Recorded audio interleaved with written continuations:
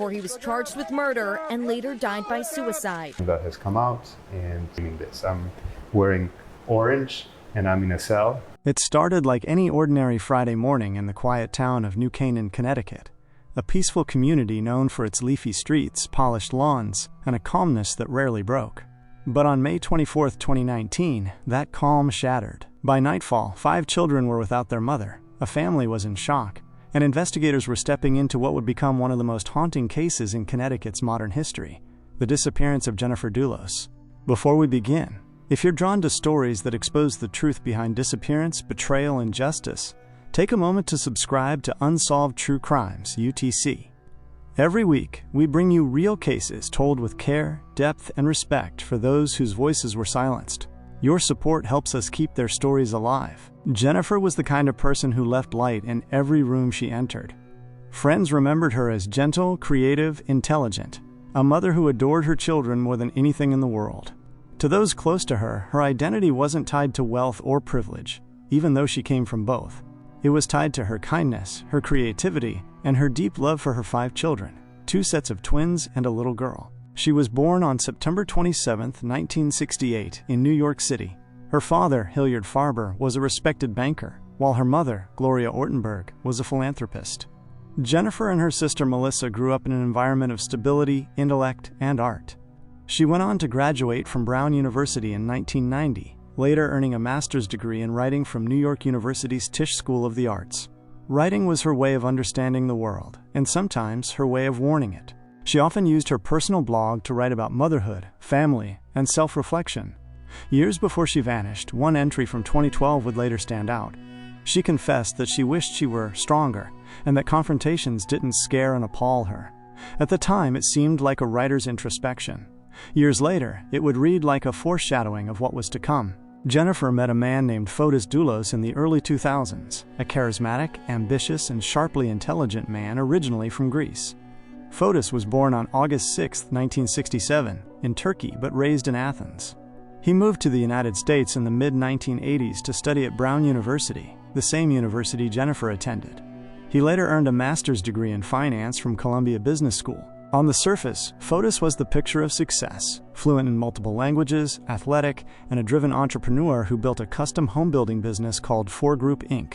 He lived a life that seemed almost cinematic, skiing in the Alps, training for triathlons, hosting polished dinner parties. To many, he embodied confidence. But to Jennifer, that confidence would eventually turn into control. Fotis and Jennifer married in 2004, not long after his divorce from his first wife, Hilary Vanessa Aldama. At the time, Jennifer had no idea that she had fallen for a man who had already begun building a double life. Together, they moved into a beautiful home in Farmington, Connecticut, a mansion surrounded by sprawling trees and quiet affluence. Their marriage soon blessed them with 5 children: Theodore, Constantine, Petros, Christian, and Cleopatra Noel, names that reflected Fotis's Greek roots. Friends and neighbors saw a glamorous family from the outside. Jennifer, the warm, attentive mother, was often seen picking up the kids or attending school events. Fotis, the handsome husband, was the confident businessman. But behind the doors of their glass and stone mansion, cracks had begun to form. Cracks that Jennifer tried desperately to hide. Fear, betrayal, and a haunting statement. By 2017, those cracks had turned into fractures. Jennifer filed for divorce after 13 years of marriage, citing fear, not frustration. In court documents, she described a man who had become irrational, unsafe, bullying, threatening, and controlling. She alleged that Fotis had repeatedly lost his temper, and that she feared for her life and for her children's safety. In one particularly disturbing account, she described an incident when Fotis had become enraged over a disagreement about their children's activities. He allegedly followed her up the stairs, yelling and cornering her as she locked herself inside a room, terrified. She later wrote to the court that Fotis had threatened to kidnap the children and harm them if she didn't agree to his divorce terms. She even claimed he had purchased a gun that year, something that would only intensify her fear. Despite her pleas, the court initially denied Jennifer's request for emergency custody, instead granting shared custody. But over time, as Fotis repeatedly violated court orders, Jennifer was awarded full physical custody. Fotis was allowed only supervised visits and monitored phone calls with the children. For Jennifer, the move to New Canaan, about 70 miles away from Farmington, was an attempt at safety and a fresh start. For Fotis, it felt like betrayal. Friends noticed a visible shift in Jennifer. She was anxious, hyper-aware of her surroundings, often checking over her shoulder.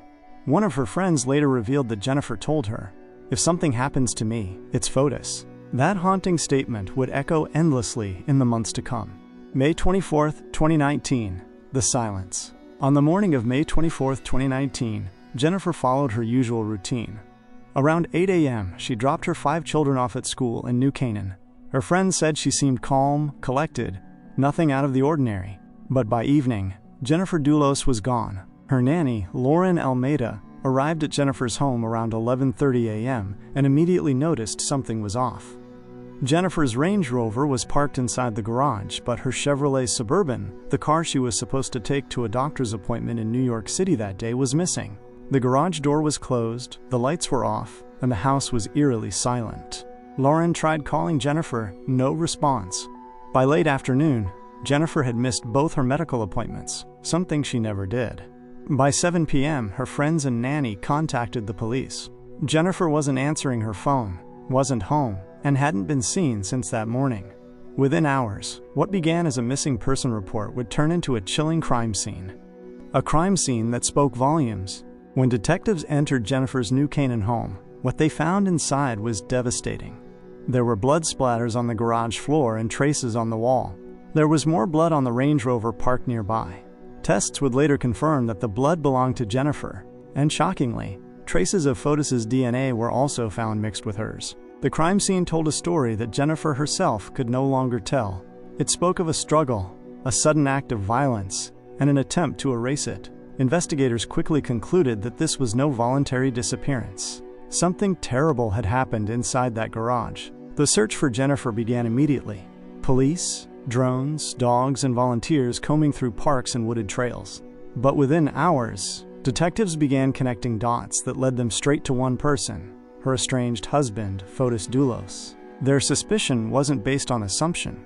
It was rooted in a trail of evidence that Fotis, despite his attempts to appear calm and collected, had failed to completely erase. The trash bags of evidence. Investigators discovered surveillance footage from that same day. A truck belonging to one of Fotis's employees had been spotted driving toward New Canaan early that morning. Later that day, the same truck was seen on video again, this time at various trash bins across Hartford.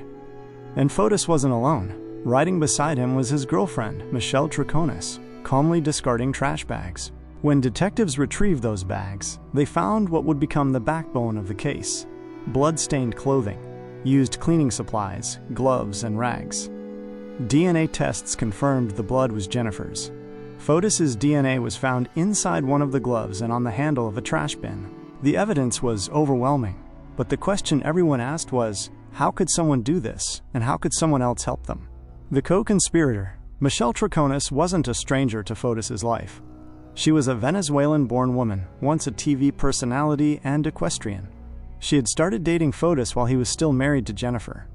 By the time Jennifer filed for divorce, Michelle had already moved into the Farmington mansion, the same one where Jennifer's children used to play. When questioned by the police, Michelle claimed she had spent that day with Fotis, cleaning one of his properties for an upcoming client visit. But investigators knew better. They had security footage showing the two discarding evidence around Hartford that evening. As the evidence mounted, the picture grew clearer. This was a meticulously planned crime. Investigators theorized that Fotis had driven to New Canaan in the early morning, arriving at Jennifer's home before she returned from the school drop-off. He likely ambushed her in the garage, killed her, and then used her own car to transport her body to an unknown location. Later, with Michelle's help, he tried to destroy the evidence, but left just enough behind to expose himself. What made the story even more unsettling was how normal Fotis appeared afterward. That same weekend, neighbors saw him jogging near his home in Farmington, smiling, acting as though nothing had happened. But beneath that calm exterior, investigators knew they were watching a man desperately trying to hold on to control, the very control he had once used to manipulate his wife. When police arrested Fotis Dulos and Michelle Triconis for tampering with evidence, they both pleaded not guilty. Fotis's defense was simple: denial. He insisted that Jennifer had staged her own disappearance, claiming she might have wanted to punish him.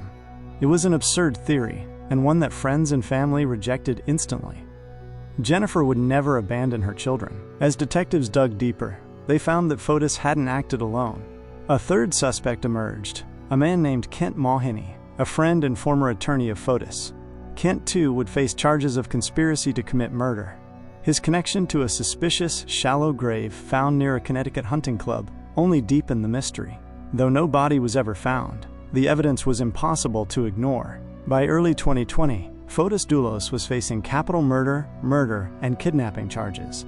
But before he could ever stand trial, he made one final shocking move, a decision that ensured Jennifer's family would never get full closure. The arrest of Fotis Dulos in January 2020 marked the beginning of what many believed would finally bring justice for Jennifer. But in the shadow of his confident smile and composed demeanor lay the same manipulation and arrogance that had defined him for years. By then, the world knew the story. The brilliant mother who vanished without a trace, the husband accused of destroying her, and a web of lies that kept unraveling. But for the investigators working the case, every new revelation was darker than the last. Fotis had spent months denying any wrongdoing. He painted himself as the victim of a vengeful wife and a biased media. His lawyer, Norm Pattis, a well-known and controversial defense attorney, stood beside him, echoing the narrative that Jennifer had staged her disappearance, comparing her to characters from novels who vanished to make a statement. But the evidence told a far different story. When the Hartford police examined the trash route footage from May 24, 2019, the sheer precision of Fotis's actions was chilling. He and Michelle Troconis were seen stopping at multiple trash bins along Albany Avenue, 30 different stops, each time dropping a bag. Inside, detectives found pieces of a life violently erased, clothing with Jennifer's blood, sponges, towels, zip ties, and gloves, all smeared with DNA that painted a timeline of horror. The prosecution built its case meticulously. The DNA in the trash matched Jennifer's, and Fotis's DNA appeared inside one of the gloves. It wasn't a coincidence. It was a confession written in blood. The cracks in the story. Meanwhile, Michelle Troconis' story began to shift. In her first interview, she claimed she and Fotis had spent that day cleaning a house in Farmington. When confronted with surveillance footage contradicting her timeline, she hesitated. In later statements, she admitted that Fotis had told her to lie to the police. The cracks in her loyalty began to show, but she still insisted she didn't know what Fotis had done. Investigators weren't convinced. They believed Michelle had helped Fotis dispose of evidence, knowingly aiding him in covering up Jennifer's murder. Fotis's arrogance, however, refused to bend. He moved through each court appearance with polished suits and forced confidence, smiling at cameras as though he were on trial for something trivial. But behind that facade, the pressure was mounting. His empire was collapsing. His company was on the brink of bankruptcy, his reputation ruined, and his relationships crumbling. The once sleek mansion in Farmington now felt like a hollow shell, a monument to deceit and obsession. Inside, he spent his days alone, watched closely by the public and law enforcement alike. While Fotis was free on bail, he wore an ankle monitor. He could still visit certain places, still drive within restrictions, still appear composed before cameras. But to those who knew him well, his confidence looked increasingly like fear in disguise. Then came the morning of January 28, 2020, a day that would shock the nation all over again. Fotis was due in court for an emergency bond hearing. His attorney waited, expecting him to arrive. He didn't. Calls went unanswered. His GPS monitor showed no movement. When officers arrived at his home in Farmington, they found Fotis in his black Chevrolet Suburban, inside the garage. The engine was running. A vacuum hose had been connected from the exhaust pipe into the car's interior. Fotis was slumped in the seat, unconscious. Paramedics rushed him to the hospital, barely restoring a pulse. He was first treated at UConn Medical Center, then airlifted to Jacobi Medical Center in the Bronx for hyperbaric oxygen therapy. But it was too late. 2 days later, on January 30th, 2020, Fotis Dulos was pronounced dead. The news broke across every network in America. The man accused of killing Jennifer Dulos had taken his own life before he could stand trial. For some, it was closure. For others, it was theft. The one person who might have revealed where Jennifer's body was buried had silenced himself forever. A suicide note was found in the car. In it, Fotis claimed he was innocent, that he couldn't bear to spend an hour in jail for something he knew nothing about. He wrote that he loved his children and asked that they not grow up believing their father was a killer. To Jennifer's family, it was one last manipulation, one final act of control. The aftermath was chaotic. Legally, the charges against Fotis were dismissed posthumously, a nolle prosequi motion acknowledging that he was dead and could not stand trial. But the case was far from over. Two others still faced the law, Michelle Troconis and Fotis's former attorney, Kent Mohini. Kent's story was one of eerie parallels. He had once been Fotis's close friend and legal advisor, but his own life had spiraled out of control. Around the time Jennifer vanished, Kent's wife accused him of sexual assault and claimed that he and Fotis were plotting to kill her. Investigators would later link him to a shallow grave discovered on a remote property associated with a local gun club. The grave contained 2 bags of lime and a blue tarp, classic tools of concealment, but no body. The discovery sent chills through the investigative team. It wasn't proof of Jennifer's whereabouts, but it was confirmation that they were dealing with people capable of unspeakable things. In the weeks following Fotis's death, Michelle Troconis broke her silence. During a rare interview, she claimed she'd made a mistake by trusting Fotis. "I wish I'd never met him," she said quietly. She appeared emotional but guarded, refusing to take full responsibility. She continued to deny involvement, insisting that she never saw Jennifer that day and didn't know what had happened. Public opinion was divided. Some saw her as a victim of Fotis's manipulation, a woman pulled into a sociopath's orbit. Others believed she was fully complicit, that she had known everything and simply chose to help him hide the truth. The search continues. The courts moved slowly. The COVID-19 pandemic stalled hearings and delayed motions. For Jennifer's family, it was agony, an open wound that refused to close. Years passed, and still no sign of Jennifer's body. Every new search brought hope and heartbreak. In 2021, investigators revisited several properties linked to Fotis's company, 4 Group Inc. They combed through wooded areas, drained ponds, and even excavated parts of construction sites. Cadaver dogs were brought in. A forensic excavation team, led by grave detection expert Bob Perry, searched a property on Mountain Spring Road in Farmington.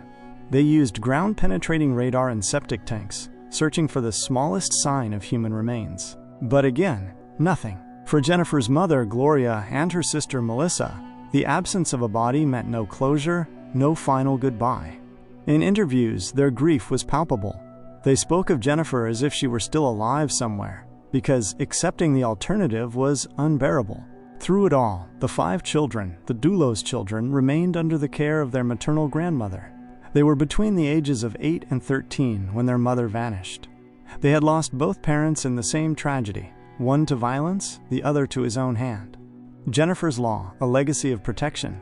Jennifer's story had become bigger than one family's nightmare. It became a symbol of domestic violence, of control, of how easily charm can mask cruelty. In the years that followed, her name would become part of Connecticut law. In May 2021, the state Senate passed a domestic violence bill named in honor of Jennifer Dulos and another woman, Jennifer Magnano, who had also lost her life at the hands of her husband. Known as Jennifer's Law, it redefined domestic violence to include coercive control, a recognition that abuse isn't always physical, that threats, intimidation, and manipulation can be just as destructive. Governor Ned Lamont signed it into law on June 28, 2021. For many, it was justice in Jennifer's name. Not the kind found in a courtroom, but the kind that might save others from the same fate. Behind the scenes, though, the emotional toll on those left behind was devastating. Friends described Jennifer's mother as strong yet shattered. She avoided public appearances, choosing instead to focus on her grandchildren's stability. Jennifer's sister Melissa continued to speak publicly about her sister's kindness, her creativity, and the enormous hole her disappearance had left in their lives. In private, those who had loved Jennifer shared a common thought, that even in death, she had given meaning to others' survival. Investigators still hold out hope that one day, her body will be found. Every few months, new tips surface, leads about construction sites, wooded areas, or lakes where Fotis might have disposed of her. Each one reignites the search, reminding everyone that even years later, the case is still open. The last verified trace of Jennifer's life remains that quiet Friday morning, a mother kissing her children goodbye before school, unaware that it would be the last time. Her disappearance wasn't just a crime, it was the unraveling of a facade, the exposure of what can hide behind perfection. Fotis Dulos was once the image of success, but behind his ambition was control. Behind his charm, violence. Behind his love, possession. And when Jennifer finally broke free, that control turned fatal. Her story is a warning, a tragedy, and a legacy all at once. It's a reminder that danger doesn't always come from the dark corners of the world. Sometimes it walks through the front door smiling. For Jennifer, that danger wore a familiar face. A husband who once promised her forever, who tucked their children into bed, who smiled for family photos, and who, beneath all of it, carried a quiet rage that no one truly saw until it was too late. The silent witness. In the days after her disappearance, detectives retraced her final moments again and again, haunted by how routine everything had seemed. She had driven the same route she always did, dropped off her children at school, exchanged polite goodbyes, and headed home. There was no sign of fear, no warning call, no hint that this day would become her last. But forensic evidence told the story her voice could not. The mixture of her blood and Fotis's DNA inside that garage was a silent witness to violence. It proved there had been a struggle, a fight for her life in a space that once held family laughter and children's toys. Investigators believed Fotis had lain in wait, that he'd planned it meticulously, bringing a bicycle so he could arrive unseen, slipping through the morning quiet before anyone noticed. Afterward, he cleaned the scene, loaded Jennifer's body into her Suburban, and drove away, erasing her from the world in under an hour. It was a crime that didn't just break a family. It exposed something much larger, how easily the illusion of perfection can hide danger. Friends later recalled that Jennifer had once said she was terrified of Fotis, that she believed he might hurt her one day. Those words were brushed off at the time as the fear of a woman going through a bitter divorce. But she was right, and her fear, unheeded, became her epitaph. Even as investigators pieced together what happened, what haunted them most was how normal everything looked until it wasn't, how someone could orchestrate a disappearance in broad daylight, and how, for hours, no one realized a mother was gone. Jennifer's case drew attention far beyond Connecticut. It became a national conversation about domestic violence, about the warning signs we miss, and about how often women are doubted when they speak out. Her story was no longer just a tragedy. It was a reflection of a truth too many already knew, that control disguised as love is still control. The conviction of complicity. In the courtroom, her absence was louder than any testimony. Every piece of evidence presented, the trash bags, the surveillance footage, the blood-stained clothes, spoke in her place. And though Fotis Dulos was gone, the walls still echoed with her story. The judge, the attorneys, the reporters, they all knew that what they were witnessing wasn't just a trial of people, but of an entire pattern that had played out too many times before. When Jennifer's mother, Gloria, appeared in public, she was dignified yet broken. She spoke softly of her daughter, of her kindness, her devotion to her children, her quiet strength. There was no anger in her voice, only an exhaustion born of grief that never rests. She once said, "Jennifer was light, and the world dimmed when she left." Those words lingered, a mother's truth that no court ruling could undo. In the years that followed, detectives continued to chase leads. The pond in Avon, the wooded lot in Farmington, the abandoned properties tied to Fotis's company. Each search brought the same ache, the hope that this time they might find her. The fear that they wouldn't, but hope is stubborn. It has to be. For Jennifer's children, now growing up under their grandmother's care, their lives are divided into before and after. Before the day their mother vanished, and everything after it. They've lived their childhood in headlines, their names guarded by family determined to protect what little privacy they have left. Still, those who knew Jennifer say her spirit lives through them, in their laughter, in their kindness, in their resilience. Jennifer Dulos' story is one that ends without an ending. No grave, no farewell, no peace, only echoes of the woman she was, the fear she voiced, and the silence that followed when no one listened. And yet, in that silence, her name continues to speak for others. The law named in her honor, Jennifer's Law, stands as her legacy, a beacon for those trapped in invisible cages, those living behind smiles that hide bruises no one can see. It ensures that control, manipulation, and emotional abuse are recognized for what they are, the first steps toward violence. For every victim whose warnings were dismissed, Jennifer's story says, "You were right to be afraid." And for every survivor still fighting to be believed, it says, "You are not alone." In the end, the case of Jennifer Dulos isn't just about loss. It's about the cost of ignoring it. It's about how love, when twisted by control, can become the most dangerous weapon of all. And though her voice is gone, her story refuses to fade. Jennifer's name has become a promise that her disappearance will not be forgotten, that her fight will not be in vain, and that one day, somewhere, somehow, she'll be found. Until then, every whisper of her story carries the same quiet plea. Listen, believe, protect, In the years that followed Jennifer Dulos' disappearance, Connecticut lived with an open wound. Every so often, a fresh lead, a newly released document, or a quiet courtroom appearance would pull the case back into the headlines, reminding the world that Jennifer's story had never truly ended. For the detectives who had lived this case from the beginning, the passage of time didn't dull their obsession. They knew there were still secrets buried somewhere, waiting to be unearthed. Each unanswered question still had weight. A map that led to nowhere, a location Fotis had once visited, a phone ping that faded too soon. But for Jennifer's family, the silence had become unbearable. Her mother, Gloria, had aged visibly since the day her daughter vanished. She avoided the cameras now, speaking only through her family's spokesperson. In every interview, her message remained the same. We want to bring Jennifer home, not for justice anymore, just for peace. Behind the formality of those words lay a truth that most parents could never comprehend: the pain of not knowing. Not knowing where she was, not knowing what exactly had happened, not knowing if there was ever a final moment where Jennifer had time to say goodbye, even silently. A familiar story, a new face. Her sister Melissa spoke occasionally to the media.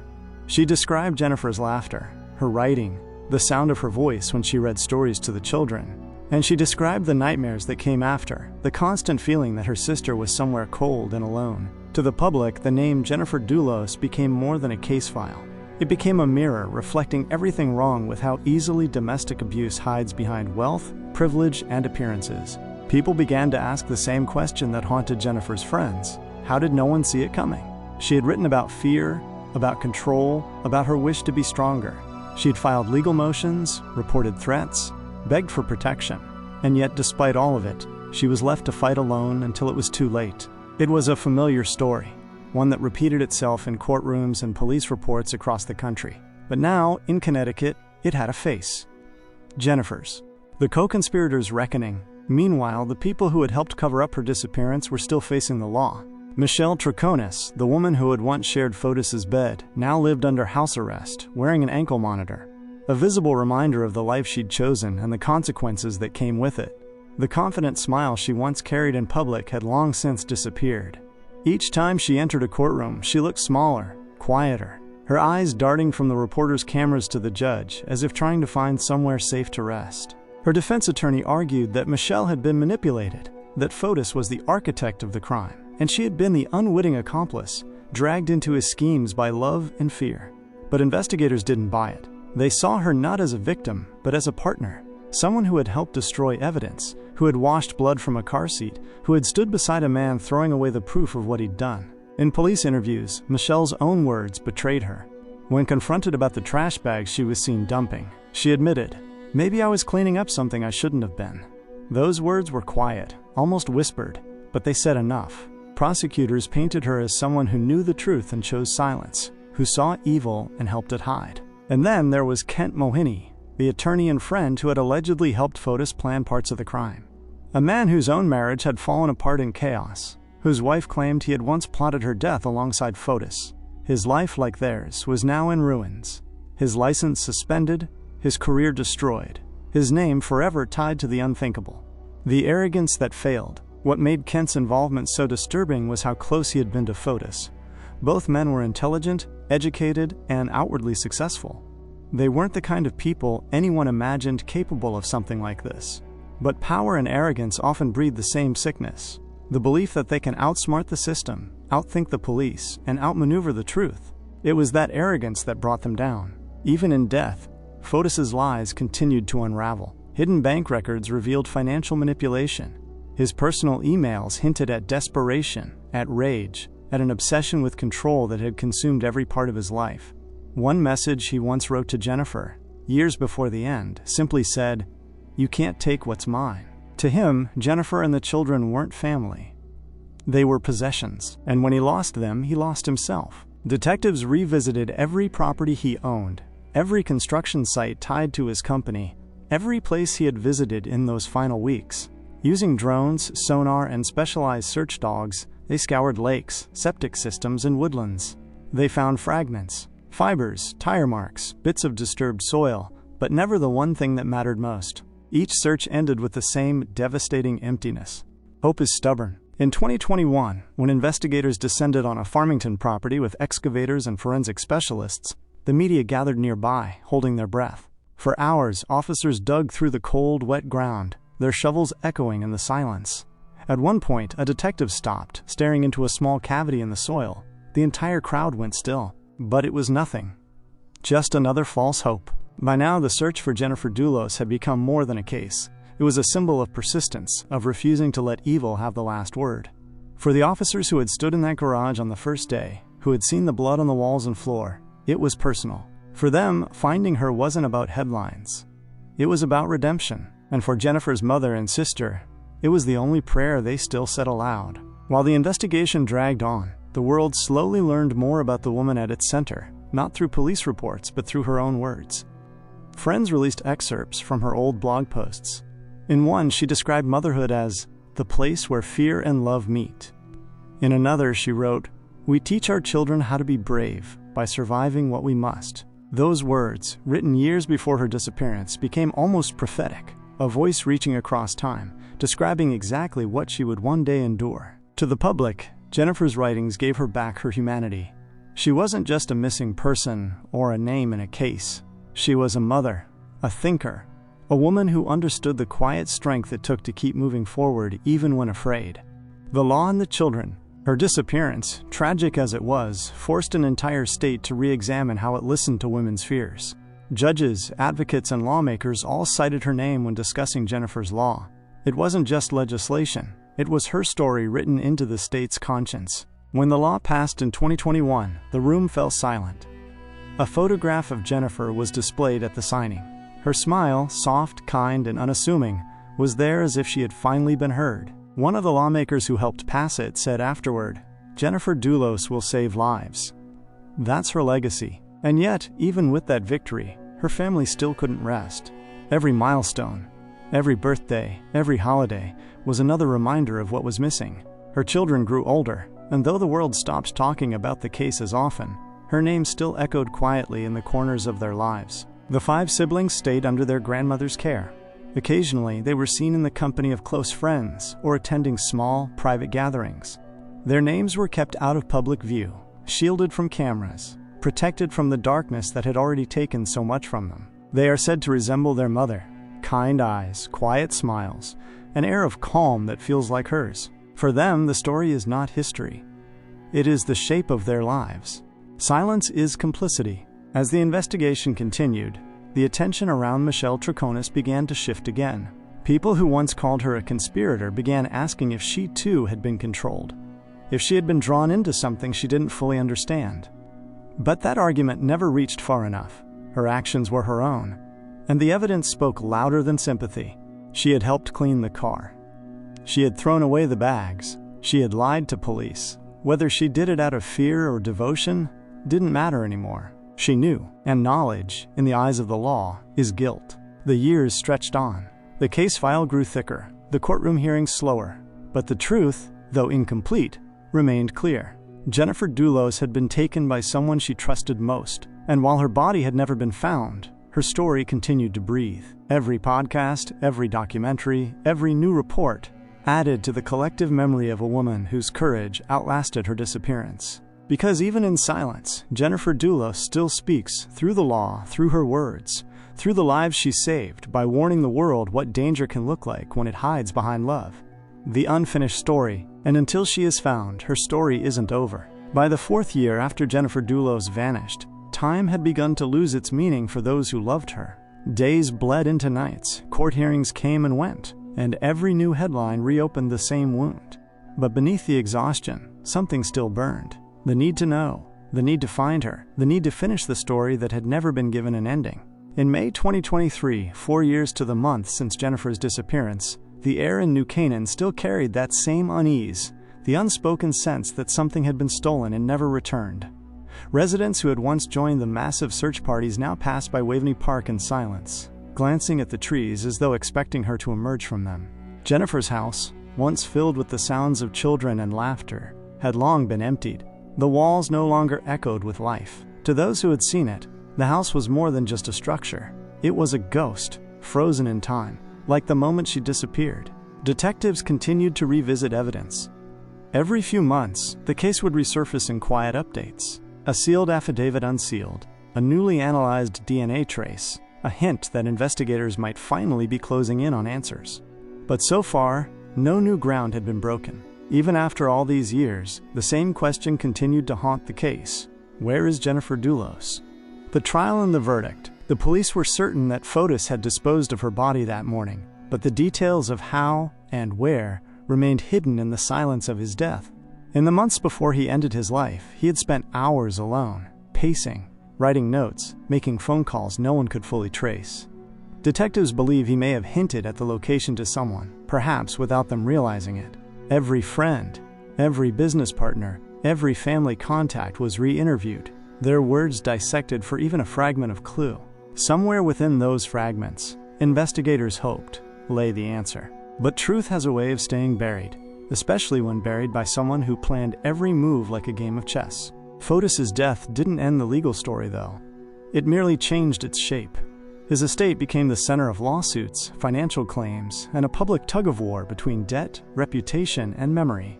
Everything he had built, the mansions, the business, the image, was gone, reduced to empty houses and frozen bank accounts. And for Michelle Troconis, that realization came too late. Her trial began with a quiet tension that only years of waiting can create. Reporters filled the seats, cameras lined the hallway, and every movement in the courtroom felt heavy with expectation. Michelle sat beside her lawyer, her hands clasped, her face unreadable. The prosecution presented its case piece by piece, each exhibit a reminder of how carefully the evidence had been preserved. The footage of her tossing trash bags into bins with Fotis, the car she helped clean, the timeline she had lied about. Her defense team argued that she had been manipulated, that she feared him, that she didn't fully understand what she was part of. But when the footage played, there was no fear on her face, only calm, practiced indifference. The jury watched in silence. Each witness who took the stand brought Jennifer's presence back into the room. Friends who described her fear, police officers who recalled the blood, experts who analyzed every stain, every trace of DNA. It was as though Jennifer herself was speaking through them, refusing to let the truth fade away. The trial dragged on for months, but in the end, the verdict echoed the feeling that had hung over the case since the very beginning. There are no winners here. Even justice feels hollow when the person it's for is gone. Michelle Troconis' conviction didn't bring closure. It didn't end the searches or fill the silence Jennifer's family still lived with, but it did one thing. It proved that silence in the face of evil is complicity. For years, Michelle had claimed that she didn't know, that she didn't understand what Fotis was capable of. But the court decided otherwise. She had seen enough to know, and she had chosen to help anyway. Outside the courthouse, Jennifer's sister spoke softly to reporters. "We're grateful," she said, "but this isn't over until Jennifer is home." The light that remains. That word home was the word that had defined Jennifer's life. Every story she'd written, every photograph she'd taken, every moment with her children, it had always been about home. A safe place, a place where love didn't hurt. And yet, home was the one thing she'd been denied in the end. Even as the courtroom lights dimmed and the headlines faded, investigators still refused to close the file. They believed someone still knew something. Some tip, some forgotten memory, some unspoken detail might still exist, the missing key that could lead them to her. In the years since her disappearance, Jennifer's story has become a quiet movement of its own. Survivors of domestic abuse have written to her family, sharing how her story gave them the strength to leave their own dangerous situations. Counselors and advocates use her name when speaking to lawmakers, reminding them that the systems meant to protect women must listen when they say they are afraid. Her story continues to save lives, one warning at a time. And while her body remains missing, Jennifer's presence is everywhere. In the courtroom laws named for her, in the whispers of those she's helped, in the quiet defiance of every woman who decides not to go back. Because in the end, Jennifer Dulos didn't vanish. She was taken. And what was taken will one day be found. Somewhere out there, maybe in the still waters of a forgotten pond, or beneath the quiet earth of a wooded trail, lies the answer that Connecticut has been waiting for. Until then, her story stands as both a tragedy and a testament.